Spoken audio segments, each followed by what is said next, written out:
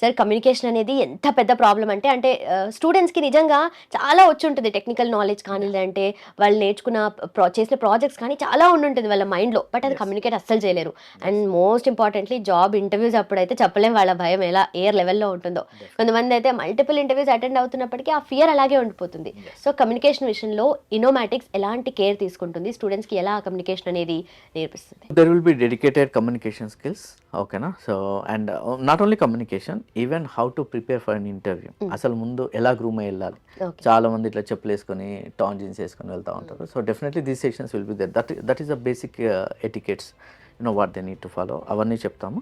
And communication అన్నప్పుడు ఏంటంటే so ఎట్లా మాట్లాడాలి, సాఫ్ట్ స్కిల్ ట్రైనింగ్ అవన్నీ కూడా ఇస్తాము. On top of it most important thing, వాళ్ళు టెక్నికల్గా ఎక్స్ప్లెయిన్ చేసేప్పుడు స్ట్రగుల్ అవుతారు కాబట్టి అక్కడ మనం ఎన్ని సెషన్స్ ఇచ్చినా they are of no use. అందుకే ఏం చేస్తామంటే వాళ్ళని ప్రజెంటేషన్ సెషన్స్ ఇవ్వమని చెప్తాం. ఓకే. సో మీరు లింక్డ్ఇన్లో చూసినా కూడా there will lot of people posting today I have submitted my project, today I have presented my project. అట్లా మేము ఎందుకు ఎంకరేజ్ చేస్తామంటే మనం ఎంత చెప్పామనేది ఇంపార్టెంట్ కాదు, వాళ్ళకి ఎంత అర్థమైంది, వాట్ దే ఆర్ డెలివరింగ్ అనేది ఇంపార్టెంట్. రైట్. సో మనం 100 సార్లు 100 రిఫ్రెషర్ క్లాసెస్ తీసుకోవచ్చు, బట్ ఇఫ్ వాళ్ళకి అది అర్థం కూడా అయి ఉండొచ్చు, but are they able to express it, Right. That matters.